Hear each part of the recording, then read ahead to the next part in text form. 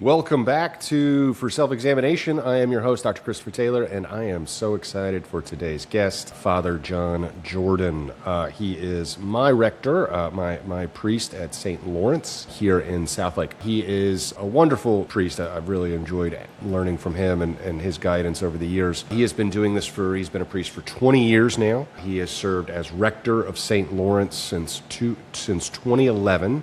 Where he provides spiritual leadership, vision, and pastoral direction for life in the church. In addition to his role at St. Lawrence, he also serves as Dean of the Northeastern Deanery, I don't even know what that means, for the Fort Worth Diocese, and as Secretary of the Board of Nashotah House Seminary. He's also a part of the Society for the Holy Cross and is contributing to theological formation of the clergy support across Christianity, Episcopalianism.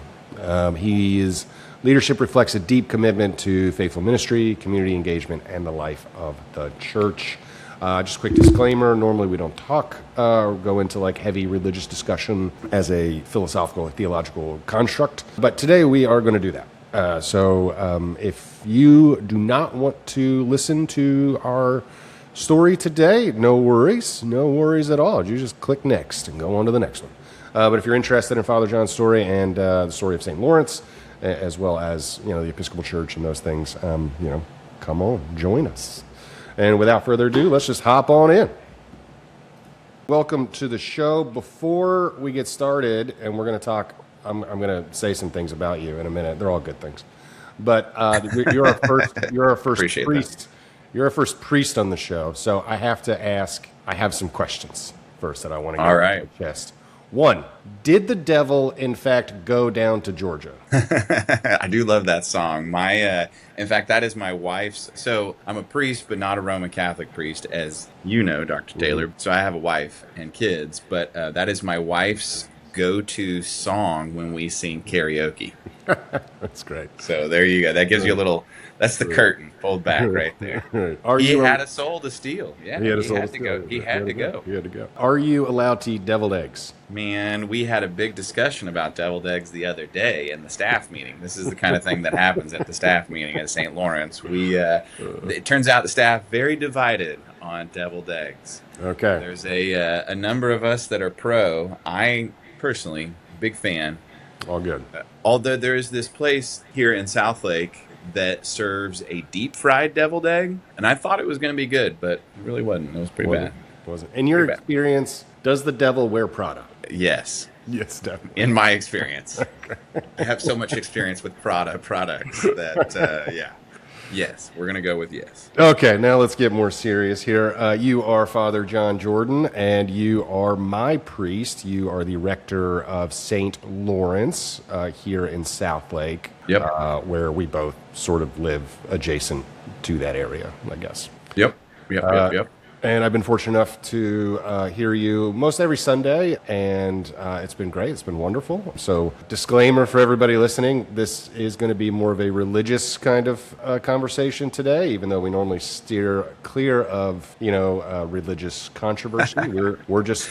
if you don't want to talk about Episcopalianism, then don't listen today. That's all I can say. My favorite, I did get a big kick out of your disclaimer note. So he sends me the show kind of setup, and it says, disclaimer, this is a professional podcast. We try to steer clear of staunch religious views. And I was like, well, you're probably going to have a little trouble with that one on this particular podcast. So I've been given a pass. So yes. All right. So first thing I want to know is obviously probably what everybody asks you is how, why, where, when did you become a priest? Yeah. So I'm coming up on 20 years in the priesthood. I was a pretty young guy. I was just out of college, and at our church that we went to in Dallas, a new priest arrived, and he was getting ordained to the priesthood. And I went to his ordination, and the moment itself wasn't that profound, but later on, and it may have been that night or it was sometime within the next week or two, I had a dream about the ordination, And it was me kneeling there getting ordained to the priesthood, not Martin Yost, the guy whose ordination I was at. And so that was kind of the moment when the wheels started turning for me. My dad's a priest too, and I definitely never wanted anything to do with the priesthood 100%. Watched him growing up and,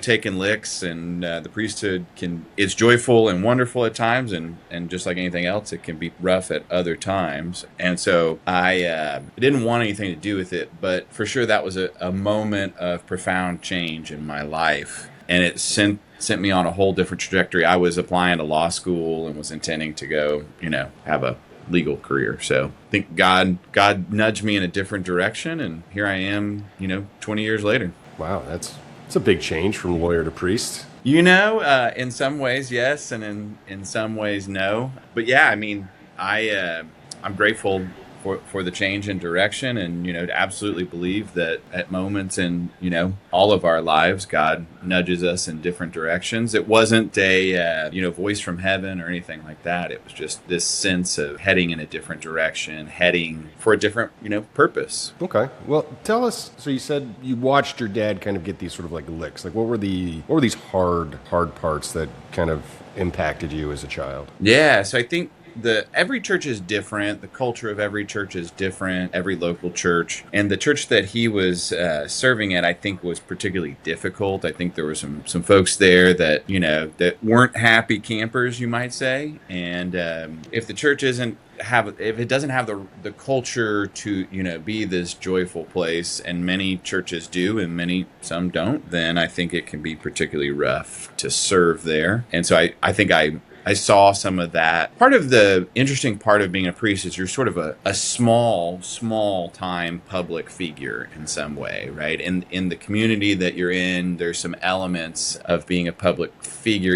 Again, it's on a small scale, but some of the things that go along with being a public figure go along with priesthood in terms of, hey, we make mistakes and people can offer their critiques. The thing about a local church too is most people are pretty heavily invested in what happens in their local church, which is great. That's exactly what you want. That necessarily implies that people have some pretty strong opinions about what happens at the church. So you got to navigate those waters, and you got to not be too thin-skinned, because feedback is always a feature of life. Yes, we all love feedback. Yes, the feedback. So that's a great transition to my next question for you, which is really, I mean, as a priest, like, how do you deal with that criticism? How are you able to, because I mean, I got to imagine, every Sunday you're up there and you're giving a talk on something, and maybe somebody didn't like your nun in the porta potty joke. Yeah, well, there's been a lot of missed jokes, as you've heard a few of them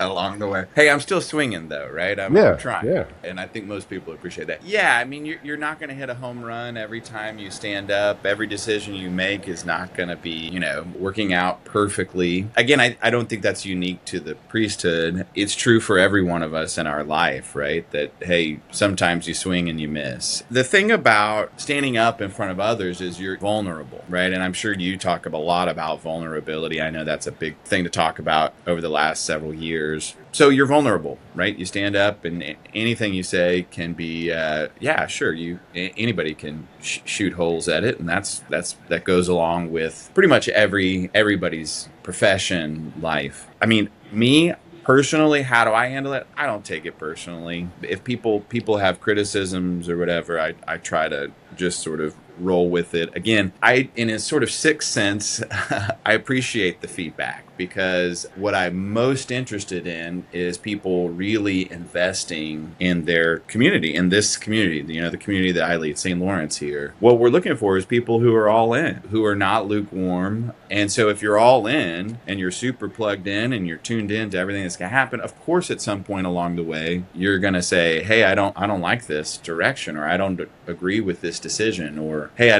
didn't like the way you said that. And that goes along with it. And in a sense, I kind of like that. I like it when people are tuned in enough to give the feedback. So in our church, that's what we're looking for, is people who are all in on the life of faith. So would you say, not taking it personally, not making it about you, is that sort of, the ability to remove your ego from the situation? Yeah, I mean, I think humility opens up all kinds of doors in life. And so absolutely, like, it's not about me. If somebody's got something to say that is harsh, usually it's more about what's going on with them than it is about me. So you take it in stride, and you know that about what's going on with others, Yeah, I love this. There's this sermon series by Tim Keller, and one of them is called In Christ Jesus, How the Spirit Transforms Us, I think. And it's a phenomenal series, but in one of them, it's like a 6-part series, but in one of them, he talks about this idea that, like, this thing that you're dealing with, this person or thing in front of you is like on the Jumbotron, and it's blaring at you like full volume, and it's right in front of you.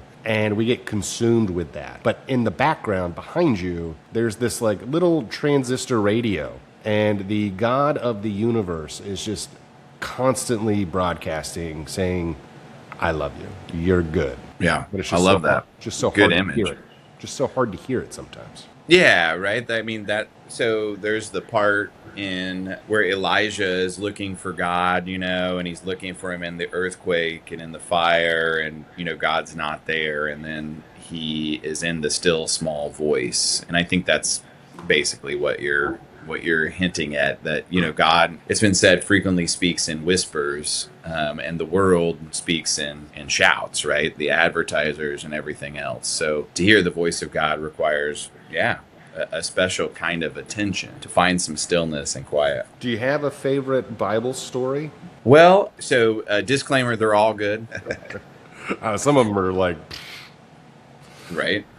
So one of the Bible stories that has made a profound impact on me, and it's one of the quotes that we have on the pulpit at St. Lawrence. There's a little brass plate, and all it says is, "Sir, we would see Jesus." And it's on the pulpit, of course, to remind me, as I'm speaking, that and I didn't put it there, by the way. That was there when I got here. So somebody much smarter than me got there first. Thanks be to God. But it's to remind me. So there's this part in the Bible where the Greeks are coming up, and they're like, "Can we see Jesus?" And the idea is, while it's on the pulpit, this verse has been a profound. It's honestly made it sounds really, really simple and basic, but it's made a fairly profound impact on my own life. But the idea that in all that we do, in all that we say, we're supposed to be showing others the love of Jesus, the teaching of Jesus, the person of Jesus. So I mean, again, it's, "Sir, we would see Jesus." Just a few words, but it's made a pretty profound impact on me. I like that one. That's good. Mine's Job. Just the whole thing. Just the guy. Just Job, man. You love stories of people just getting kicked while they're down. I do. The Alchemist, Job, man, yeah. And Job gets no redemption at the end. It's just like, he does, but boy, he takes the long way to redemption. So, okay, let's fast forward a little bit. So you grew up in Dallas, pretty, I guess, chill childhood, So I have two older brothers, and I got beat up a lot. We were pretty poorly behaved little boys, and my oldest brother is 5 years older than I am, so he's a lot bigger than I was. By the time I was bigger than he was, we were friends, so it was all for naught, because I kept promising that I was going to pay him back, but by the time I was big enough to do it, it didn't happen. So we had a good childhood for sure, and acted like fools. That's what I feel sorry for. My mom. I feel sorry for all these. We have a bunch of families at the church that they only have boys, and I'm like, I know what those moms are going through. I feel sorry for them. Yeah. Well, having a daughter is a glorious thing, but oh man, it comes with its own. I mean, so I have three kids. I have two boys and a girl, and myself, and and it's different. It's great. It's a break from knucklehead stuff. I thought it was going to be like, oh, I got to get my hair done and my nails painted and stuff, but that's not it at all. No. So okay, so you're a father and a father, so that's good. There you go. And you said you wrote here that the birth of your children radically changed your view of the world. Yeah, and I think progressively with each kid, like it was like each one was this moment of seeing things differently. So I think you begin to, for me, I began to understand that, hey, life lived for others. You don't have a choice when you have a kid. You start living, you have to. There's this thing I remember. I remember we're at the hospital when Aiden, my oldest son, was born, and the nurses are helping change the diapers. First couple days, everything's great. They're bringing you all these. You got the snacks. There was a snack bar, and I was in hog heaven. And then it was time to go home. I was like, oh wait, what? What do we do now?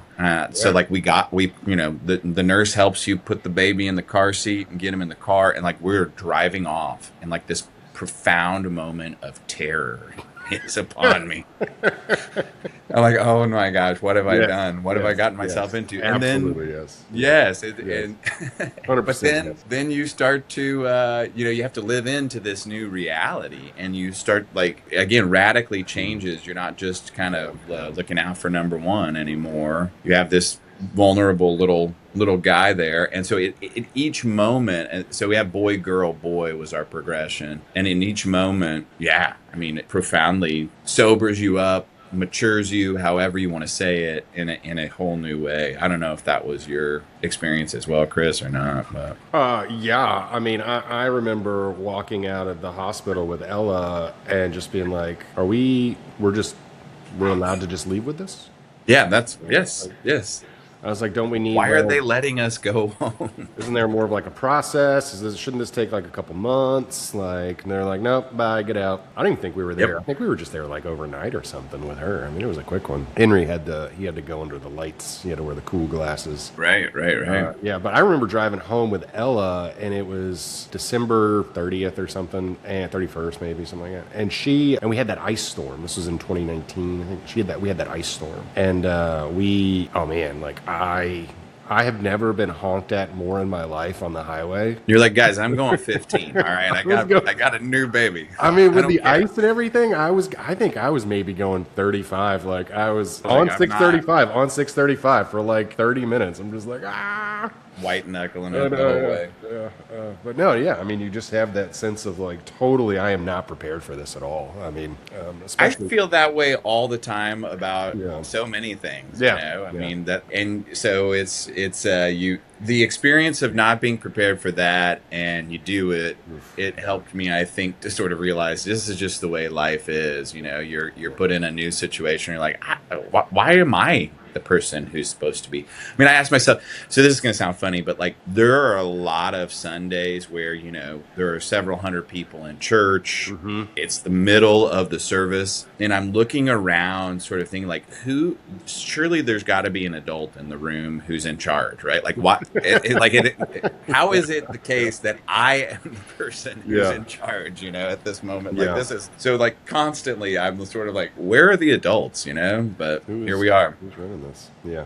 I find it funny. I tell Maggie anytime the bishop comes to do his bishopy things. Right. I always look at Maggie and I go, how do you think like Father Jordan feels about like my boss is at work today? It's like bring your boss to work day. I was like, that's funny. He swoops in and swoops out. It works out just fine. It's always interesting. Okay, so your favorite quote, other than your favorite Bible verse, which is John 12:21, which we just talked about, is from one of my favorite movies as well, Shawshank Redemption, which obviously was a book before it was a movie. Have you read the book? I haven't read the book. I've never read the book. The movie just like crushed it for me, and I was like, why do I need to read the book? The movie is exceptionally well done. Yeah, I love it. My man Andy Dufresne, Absolutely. But yeah, so it's one of my favorite quotes. I actually had it. Funny you mentioned this. Totally forgot about this. I wrote it down because I was in the Corps Cadets at Texas A&M, so our rooms were very similar to prisons. Far so did you have a friendly, institutionalized Morgan Freeman type person hanging around? I'm sure there probably was like an upperclassman. Actually,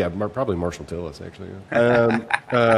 He would give us depart that wisdom on us and everything. But yeah, and fish year, I took, my freshman year, I took a sheet of paper and I wrote on it, get busy living or get busy dying.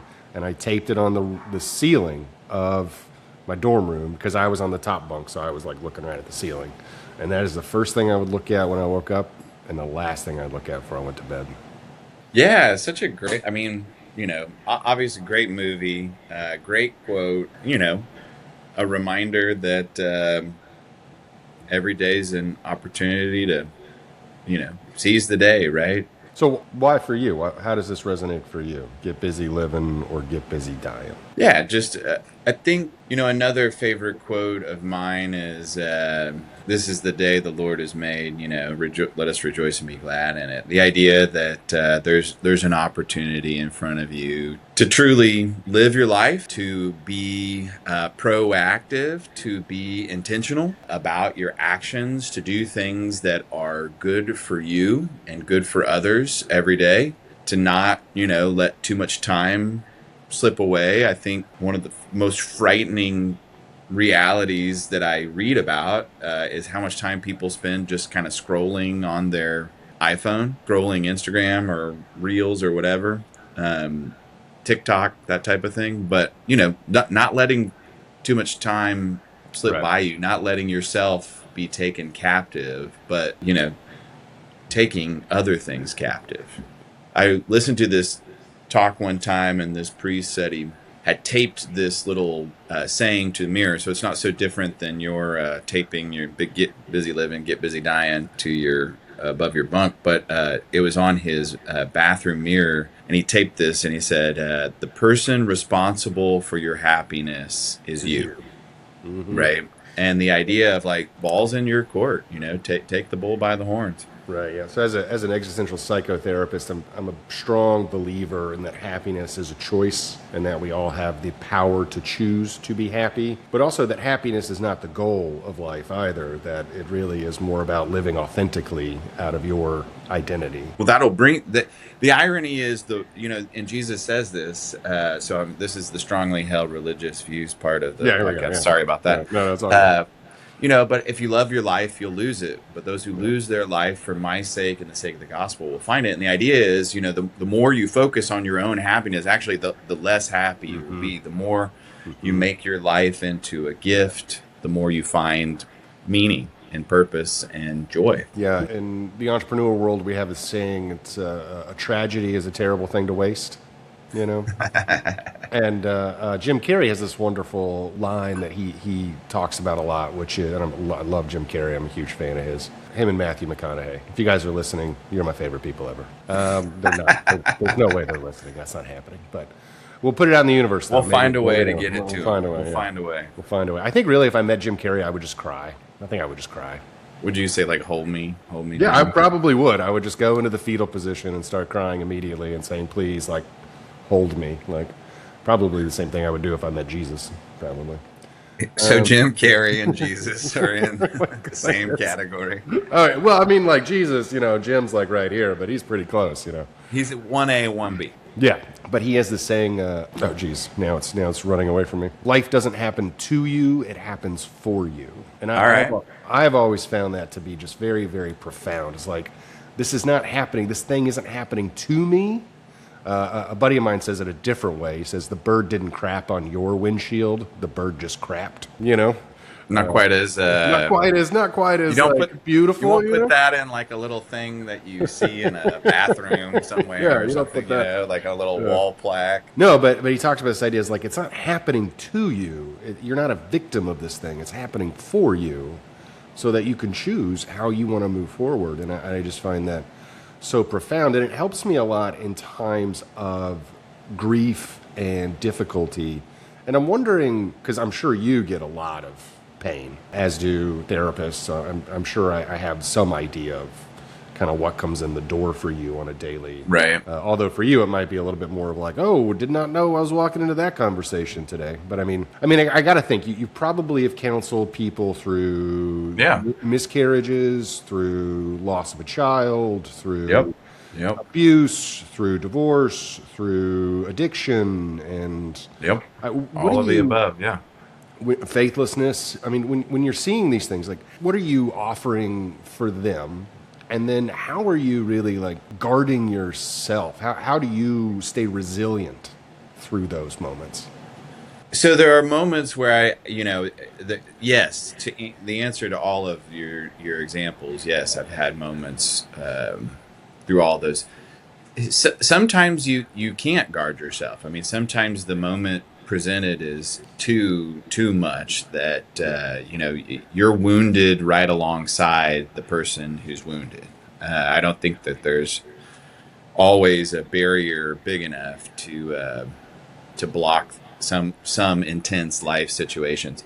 I think the thing that the thing that helps me is to my voice, my role, as I said earlier, is to point them to the ultimate healer, right? To God Himself, to Jesus, to the Holy Spirit, and so I'm not the fixer, right? And I think that not take any responsibility in these situations, because I mean I understand that I do have this profound responsibility, but ultimately I'm not the one who's going to make it happen for him, right? Anything I say or do should facilitate the work of God Himself in these moments.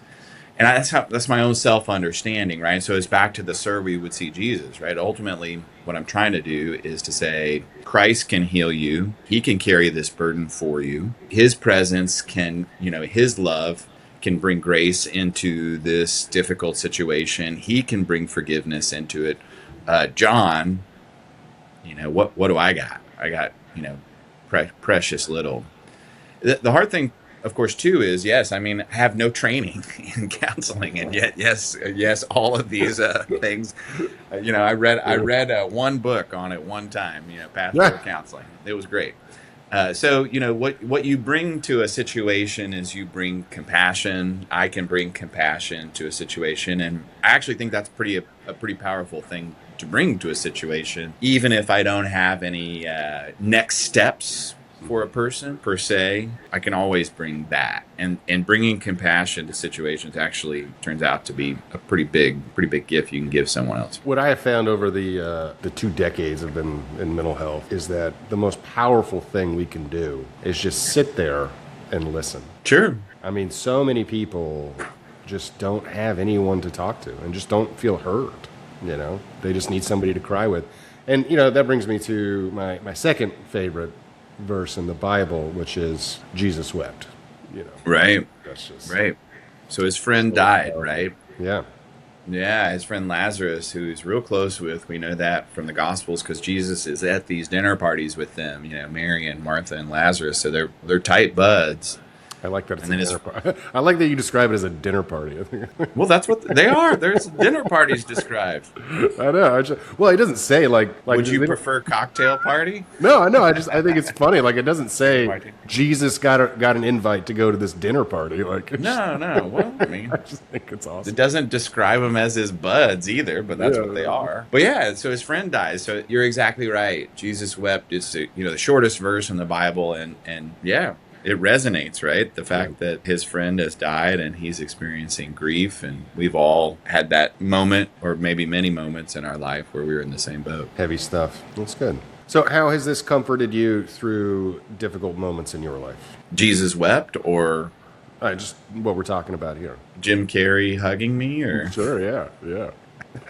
What did you turn to? I mean, you mentioned 2 pretty heavy things here, and we talk about it looks like loss of your best friends, and yep. I think, is this your child that you're saying, or a child? Yeah. The 2 are connected, right? Yeah. So your question was like, hey, what was a really tough moment in your life, or something like that, and what was the question was something like that, and we had some pretty close friends that, I mean, these were our very, very best friends, and yeah, there was a moment where the dad who I would have said at the time certainly was my best friend, mistreated one of our kids, and we weren't friends anymore after that, and there was such a sense of loss and grief. And honestly, like, it kind of turned my whole world upside down on how I viewed others. And so, when you have somebody like that who you trust deeply, and then it kind of unravels on you. So, I mean, honestly, it took a long time. I had a lot, obviously we talk a lot about forgiveness in the church, and then I had to try to practice that myself. And honestly, it took several years, to really work through the profound sense of hurt and loss, and to be able to forgive was extremely difficult. That is something that maybe the most common question I have from people is about forgiveness. They're trying to work on, everybody hears this message in Christianity that you have to forgive others. This is kind of baked into the recipe. We've been forgiven. Of course, we pray every day, forgive us our trespasses as we forgive those who trespass against us. So every day, everyone, every day. Nobody misses a day. Nobody misses a day. I hope people are praying the Lord's Prayer every day, but we'll see. So, but the idea being, forgiveness is a big part of the Christian message. And so then people ask, people are this is a really hard part of the Christian life, to forgive somebody who profoundly hurts you. And so it's universal, I think, to the human condition that at some point we're all going to get hurt by someone else. And so then the question is, what do we do with it? And it's hard. It takes a lot of time. For me, it took a lot of prayer intentionally. Jesus says, love your enemies and pray for them. And I didn't know that I had any enemies in life until that moment. Yeah. And then I turned my world upside down. I don't usually walk through the day sort of thinking of people as enemies. I try to think of people as, as we're all, kind of friends and everything's good. And then that moment happened in my life. It was a moment that was very difficult, but I prayed day by day for me, and over time, I think God brought some healing and some forgiveness. Yeah, I often wonder if we can't really heal until we have forgiven. I mean, I think the two things go hand in hand, right? Yeah. Because what is forgiveness, right? It's finding some interior peace with someone who has profoundly hurt you, and it's not pretending they didn't hurt you, because the whole point is they did deeply hurt you. And the more trust I think you have for someone, the deeper the wound is. Yep. When there is some hurt. And so then the bigger the task is towards forgiveness. I have used this image many times. It was an image that came to me when I was trying to forgive these people. You got this big tree and you're trying to chop it down. You got an axe and you swing at it. Well, it's not going to come down on the first swing. It's going to take many swings. And the way that I envisioned my own prayers was each swing of the axe, each prayer towards chopping down that tree. So I got there eventually, but gosh, it took a long time. It was tough. Wow. Okay. All right. That's some heavy stuff. So forgiveness is good. I imagine if I asked you to sum up the Bible in one word, you would just say love. Yeah. God is love, right? Yeah. Okay. Absolutely. Awesome. Well, before we go too far off of Jim Carrey, I wanted to know what is the best, since you're the president of the fan club, what's the best Jim Carrey movie? The best Jim Carrey movie? Oh, there is no such thing, friend. They're all... it's like your children. You can't choose between them. No. I think Dumb and Dumber is probably up there for me. Strong. Just the scene where he's walking out of the bar and he's like stops and looks at the news clipping and he's like, "We landed on the moon," And then that one and the big gulp scene, both of which he just totally just riffed, like they weren't in the script at all. He was just standing, like they were just two guys, they were extras that weren't even supposed to be there, and they were just standing there. And the director was like, they're fine, that they look like they fit there, so we'll just keep rolling. And Jim comes out of the 7-Eleven, he goes, "Hey guys, what's up?" And they like don't know what to do, so they just kind of stand there and stare at him. Then he goes, "Big gulps, am I right?" And then just walks off. It's just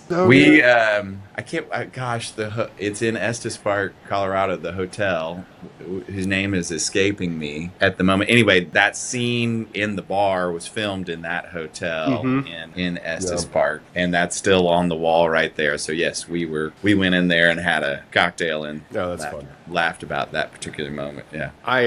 The Stanley Hotel. The Stanley Hotel. Yeah. I don't know. I think he has this gift. The way he describes it is his purpose in life is to free people from concern, and just his characters, even the wacky, like the evil doctor in Sonic Hedgehog, I'm watching it and I'm like, I can't believe I'm watching this stupid movie. And I'm just like, but I mean, I get wrapped up in But your kids love it, right? They loved it. Yeah, they didn't even know what Sonic was until we watched the movie. They loved it. Right. I almost went to go see it in theaters by myself because I was like, I can't not see a Jim Carrey movie. That big a fan. All right. I his body of work, it gets me. I don't know. Every time I watch any Jim Carrey movie, I am You're in. immediately just lifted. All of my concern just melts away. It just Truman Show is one of my favorite. That's a rewatch. I could do that. That's a good one. Over and over Yeah. again. I mean, I watched Ace Ventura with Henry recently, and he couldn't stop laughing. He loves that the opening scene, with the UPS guy and everything. Just, Yep. And Ace Ventura 2 is so good. I mean, jeez, okay. I don't know if I've seen Ace Ventura 2, but I've definitely seen the first one.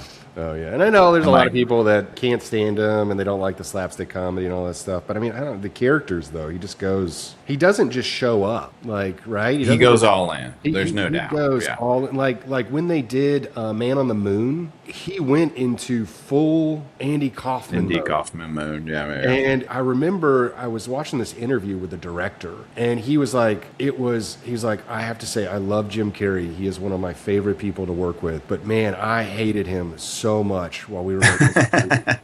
And he's like, he was just method acting. He wouldn't leave the role. He wouldn't. Yeah. He refused to leave the role. And then he called him like one day because he was just getting really, really, really irritated. And he was about to just end the project. And so he calls him. Jim Carrey's like driving home or whatever. He calls him and he answers. And he's like, hey, Jim, like, I got to talk to you, man. Like, can we pump the brakes on Andy Kaufman? He's like, if you want Jim Carrey to play Andy Kaufman, we could do that. But your movie's not going to be good. And he goes, I just sighed. He goes, I just go, I know. I just wanted to talk to my friend for a minute. He's like, we can talk later. That was it. And that was it.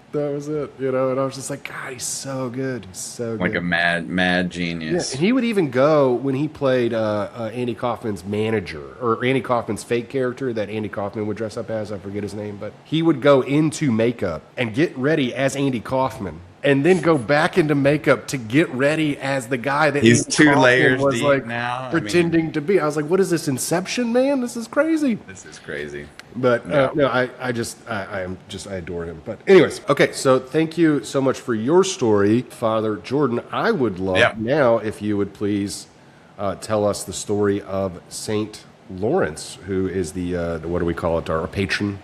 Yep. So at the church where I serve, it's named after Saint Laurence, and Saint Laurence was a deacon in Rome. So he was in the city of Rome, hanging out with the Pope, and the Emperor Valerian was the emperor of Rome at the time. This is in 258, I think. I'm doing this off the top of my head, so all good. If the troops want to fact check me, they can absolutely do that. And so this is during the Valerian persecution, right? He comes after the church, and he sort of offers. He doesn't like Christianity. So this is before, in 313, I think, is when we get the Edict of Milan and the legalizing of Christianity. So in the Roman Empire. So, and that's under Constantine. So this is, 60 years before that about. So Rome is a very religious place. So some people, don't understand the religious persecution back in those days. Rome's very religious. They got gods for everything, Zeus and all that, Jupiter, all the stuff we read back in, high school and all that, Greek mythology, and later Roman. So they don't have any problem believing in gods, but what they had a problem with is Christians' insistence that there was only one God. So the way that you would be a great citizen of Rome is there was a bust of Caesar, and there was a little smoking pot there, and you'd grab a little pinch of incense and drop it on the fire pot, and this was an act of homage to Caesar. This was an act of loyalty to the empire.